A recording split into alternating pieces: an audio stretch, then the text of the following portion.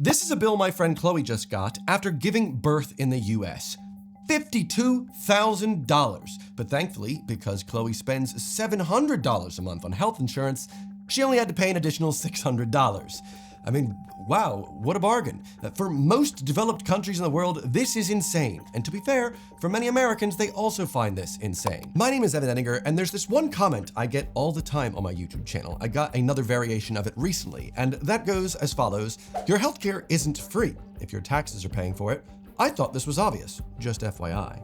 Now, this comment does come off a little bit snarky, like they've just come up with some realization, a big gotcha, like, oh, you guys probably didn't know. But I actually understand where they're coming from. Why? Well, I was also born and raised in the US, and before I had any understanding of what real free healthcare is like, I would have probably left a comment like this and been like, it's actually paid for in the taxes. But then, after living in a country with actual free healthcare, I started to realize a lot of the lies and things that I was told in school about what it's like in other countries with free healthcare. Like, oh, you have queues, or rather lines that go on forever and ever and you never get treated. Oh, up in Canada, I was always told that if you want to get treated, you just wait in a line forever and ever and you don't actually get any medicine. So, you don't want the free healthcare. And in the US, I mean, I'm also told, well, it's not really free because they're paying for it in taxes. But I think that that is such a misunderstanding of how free healthcare actually works that I just want to quickly run this down for you. Like I said, I get where this comes from. In America, it feels like nothing is really free these days. You pay your taxes, but that doesn't come with free healthcare. It comes with like military stuff. That's cool, I suppose. So you got to pay for health insurance to pay for the healthcare. But the health insurance doesn't also cover most of the healthcare, unless you spend a huge amount on it. And even still, like Chloe spending $700 a month, she still has to pay a copay for something as simple as giving birth. And even then, Chloe told me that might not be the full cost because she can still get a bill in the mail for additional charges for things like holding your baby. This is kind of what Americans have come to expect. So when they hear something like free healthcare, they're going to think, oh, it's because you're probably paying way more than us in taxes. To be honest, we're not. $700 a month for health insurance and that's $600. No, the overwhelming majority of people aren't paying that. And this is probably gonna hurt you, but the whole like, oh, well, your taxes are paying for it. A lot of people are getting these services and they're not paying taxes. And that's kind of the benefit of free healthcare as a system. It's socialized healthcare. Oh, please do not sound the red alarm, all right, the red alert. This is communist. I just wish people would be like, you know what? I don't wanna be communist, sure. But free healthcare? Let me just explain this in a really simple way. By saying that your healthcare isn't free because you pay for it in taxes, you're thinking of it myopically through the lens of your current life situation. Maybe you're middle class, white, you got a pretty good job, and maybe you've got your health insurance and you pay a certain amount of taxes. But what you have to consider is the people that are not in your position. In the UK, if you make under 12,500 pounds or so, you're classed as being below the poverty line. That means you are actually not paying any tax up to 12,000 pounds. It's pretty good. Don't pay any tax at all because you're not really in a situation to pay a lot of tax. But let's just say you get hit by a car. Well, you get hit by a car, God forbid. The ambulance picks you up. That's free. You get to the NHS, you might have to wait a bit, okay? We've been having some issues with the queues recently, so that much is true. It's not the crazy horror stories that you get told, but we've had some periods where you have to wait like 4 or 5 hours to get seen in A&E. No, that's not good. But that person that is earning, let's just say 11,000 pounds a year, they're not paying taxes and they get treated for free. So no. The healthcare is free for them. That's the type of person that we're considering here. Well, let's talk about America then. There are about 40 million Americans that are currently living below the poverty line. These are people that if they get in an accident, they would still need to be treated regardless of how much money they have. Now, most people that are living below the poverty line have to rely on charity and charities in order to pay for the expensive medical bills that exist. There are charities that exist in the States that help, but we should not be relying on charity to help these people out. But also the big issue here that also came up when I was in school, the way that the poverty line is like drawn is very deterministic. It's not a sliding scale a lot of times. And so once you make over a certain amount of money in the US, boop, that's it. You lose all access to these charity benefits and things. So if you were working, let's just say 40 hours a week in America at the federal minimum wage, which is insane that it has not gone up in the 13 years since I have left, $7 an hour with some change. Okay, let's say you make that much, you're working 40 hours a week, you do not have any federally mandated like paid sick days, you do not get any federally mandated holiday pay either, you're working all this time, you earn just about $15,000 a year. That is right around the poverty level. That type of person is working their butt off. They do not have any spare time, and yet, if they do end up needing to go to the hospital, well, how are they gonna pay for it? How is someone gonna pay for it at $30,000 a year? You have to rely on this insurance system where you're then having to spend all this money.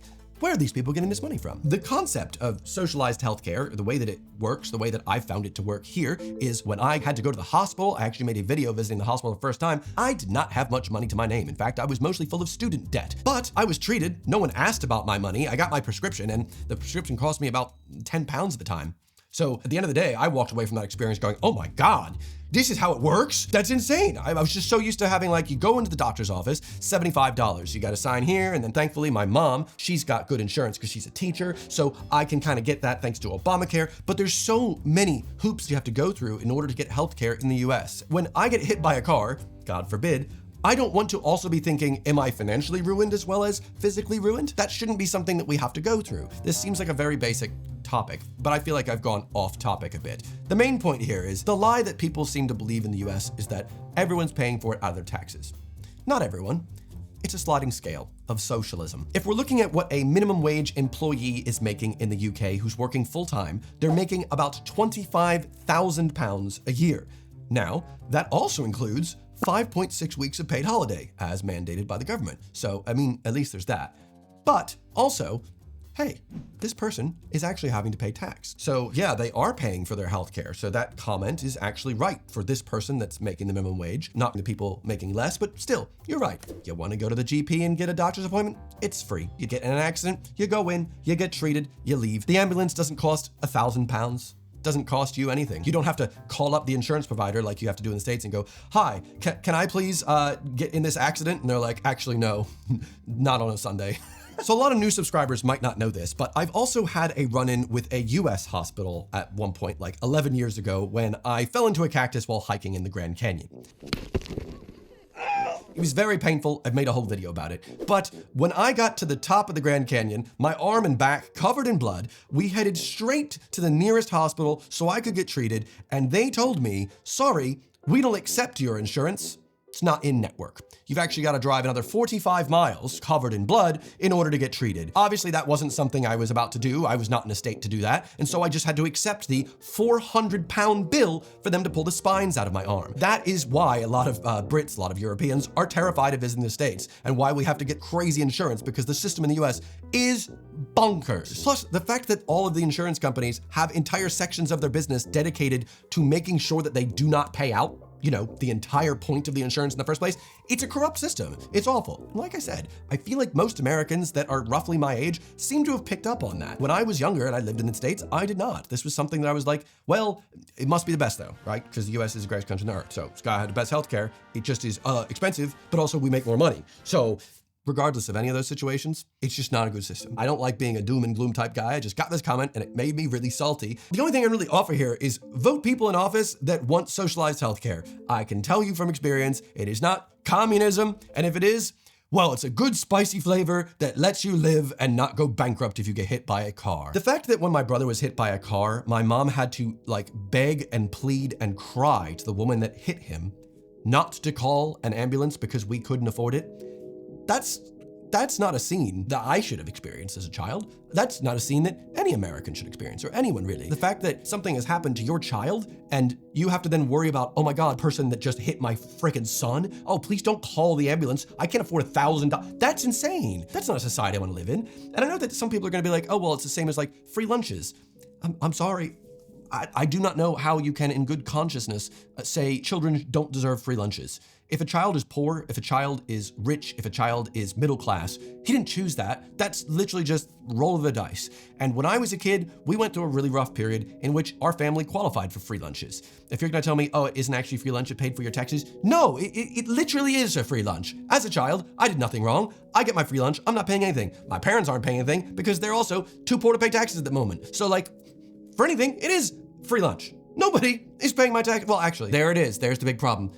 There is taxes. The taxes are paying for it. It's just a socialized system in which people that have way more money are able to support those who don't, at least just a little bit. There seems to be this weird narrative, especially in right-leaning circles in American media, in which they're like, oh, everybody's just looking for handouts. Nobody wants to work anymore. They just want to get paid. No, that's really not what it is. It's just once you understand that there could be a little safety net, there's so much more brain power that can go from the anxiety and stress of the financial burdens that you're under to just living life. life, really. Just enjoying your life. And I feel like it would make a lot more sense if maybe, sure, it was expensive and you had insurance in the US, but it was also cheaper. But the fact that Ozempic is 10 times the cost in the US that it is in the UK, it's like $900 a month versus $90, shows you this is a systemic problem on the US's side. This is not like our taxes are paying for that, making it cheaper. No, our taxes are only having to pay for that 90 pounds a month or whatever it is. You guys don't have the taxes, and you have to pay more, and the insurances aren't gonna cover it. You know what I mean? All right. I never expected to change the way I thought on a lot of things, but this was one of those where once you experience it for an instant, or at least read a little bit more about it, or hopefully learn about it if somebody talks about it that has experienced it, you just change immediately. You can understand, oh my God, this makes so much sense. Imagine trying to use a hammer on a screw and then someone shows you a screwdriver. You're gonna be like, what the? Well, obviously I'm not gonna use a hammer anymore. But in America, they're like, the big screws are putting us down. Everything can be a nail if you just dream. Anyway, I don't wanna hammer on this video for too long, but nailed it. At the end of the day, I am earning more money now. And so consequently, I am paying more taxes. I'm okay with that. Obviously, you're like, oh no, the money is going away. But you know, you could also disagree and say like the bureaucracy is awful and there's all these middlemen and there's so much of the money is being wasted. And yet, some of the money is going to a good cause. Specifically when it comes to free healthcare in whatever country you are talking about. That is genuinely a good thing. That is part of a functioning society. And I truly wish that free healthcare, socialized healthcare, whatever you want to call it, is something that every country can at some point develop, because it truly does improve the quality of life, of living so much more. Anyway, that's it. Most developed countries have figured this out a long time ago, and I'm so sorry to have made this entire video off of one salty comment. It's just because I understand so much of the mindset, because that's how I also used to believe. And if this could change at least one person's mind, well, hopefully it does. But before I wrap this up with a little outro, let me give a quick word of thanks to today's video sponsor. Squarespace, if you didn't know, is your all-in-one website builder. If you want to build a website or a blog, a web store, you name it, you can build it easily with Squarespace. And Squarespace makes it super easy and convenient to hit the ground running. First, you sign up and look at their amazing assortment of professional-looking templates and choose the one that suits you best. And then you pretty much are there. You just build out different pages and make it your own. For me, when I built Edinger.com, I made a nice looking landing page, and then from there you can see I've got links to my web store, which was easy to build, and I added little things to sell. I also made a portfolio for all of my photography, especially because, you know, Instagram isn't really a big thing for photography these days. It's all about the reels, so it's nice that I have a professional looking place where I can portray some of my favorite photos. And I also made a contact form, which is super useful. I've actually got some YouTubers asking for collabs coming through the Squarespace website. So it's really nice to have this website that is always mine. It's got my URL, easy to build, easy to maintain, and it's basically thanks to Squarespace. So thank you very much to Squarespace for allowing me to have a website. If you'd like to build a website of your own, like the one I made, well, why not sign up today using squarespace.com/Evan Edinger, especially because if you use my link, you can get a cheeky 10% off. So thank you very much to Squarespace for sponsoring, and without further ado, let's wrap this up. This was just a bit of a chilled video, not really scripted. I just tried my best to speak from the heart. Hope that this was a good one in the end. At the end of the day, it is some ukulele outro time, okay? We gotta bring it back. Ahem.